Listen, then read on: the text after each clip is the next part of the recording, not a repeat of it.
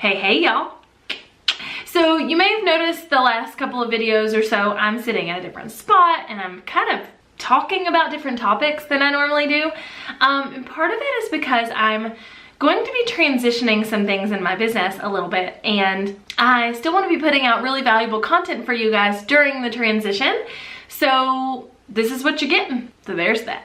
And I will definitely tell you more about that transition and what's going on and where I'm going and what's happening and all the things really soon. But for now, today, I want to talk about my top 3 tips for finding people to collaborate with.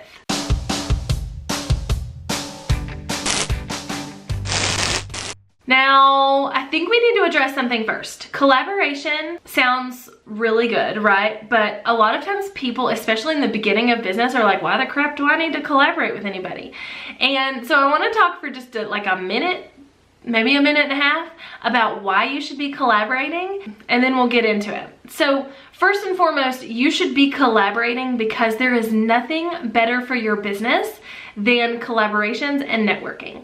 So back in the old days when everybody was in corporate America, we did networking, right? Like we'd go to events and we'd meet this person who would introduce us to that person who would introduce us to this person. Well, collaborations are kind of a smaller scale, more updated version of that. So essentially, collaborations can help you get in front of new audiences. It can also help build connections with people in your network and in your field of business so that you can just grow and do bigger and better things. The same way children are raised by a village, business is raised by a village. It's not just you, even if you're a solopreneur. So you should really be focusing in on finding collaborations. So my top 3 tips on how to find people to collaborate with. Now there's way more ways to do this than what I'm going to tell you, but these are just my favorite ways. Oh, and they're also in like no particular order.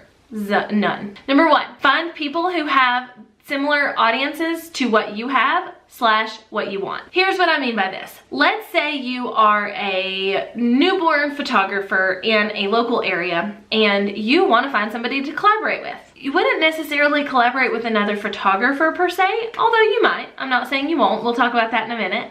But let's say you want to find somebody to collaborate with and you are really attracting people who are pregnant, who might be getting pregnant, who just had a baby. That's your target market. You want to collaborate with someone who also has that same target market.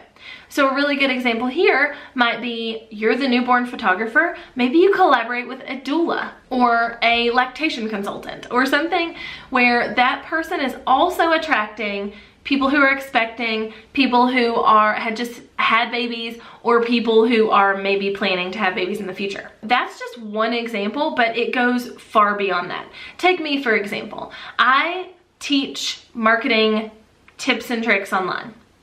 And my ideal client is the person who needs to market their business better, essentially. Now, again, this is changing a little bit, so stay tuned. But right now, that's kind of where I'm standing. I want solopreneurs and entrepreneurs who are kind of in the mid phase of their business. They're ready to invest a little money. They're ready to do things like that, but they're not quite to the point where they have a full-fledged team or anything of that nature. So I might need to find someone else who does that, who attracts that same person. My friend Annette Stepanian is an attorney for creative entrepreneurs, and she has contract templates and one-on-one services and things like that. We're attracting the same person and doing 2 totally different things. So it might be really good for us to collaborate, and we actually have in the past. Okay, so number 2. Now, this one may get me all heated up and fired up, y'all. Just saying. But number 2 is to remember that what you see as your biggest competitor may very well be your best possible collaboration. Now, I said a minute ago, if you were a photographer, you wouldn't necessarily want to collaborate with photographers, but that's not always the case. It really depends on what your goals are from the collaboration and how the other person feels about the whole community over competition thing. I fully believe in this community over competition and people not being so competitive that they like hate the other person that's doing the same thing they do, and they block them from their Facebook groups, and they say bad things about them on Twitter. Like, I just don't believe in that, because I think we all have something different to give people, and we all have something different in our own ways to put our messages out into the world. My podcast co-host and I, as it stands right now, are both marketing strategists, and that's what we call ourselves. We each have our own zone of genius though, and mine is more the system and tech and sales funnel aspect. Hers is more in mindset and really getting around those type of things. We co-host a podcast together and both give each other space to shine in our zones of genius. So the person you may be looking at as your biggest competitor may very well be your best collaboration ever. So don't forget that. And don't be the person who's weird and like blocks your competitors, because let me tell you, you look like a butthole.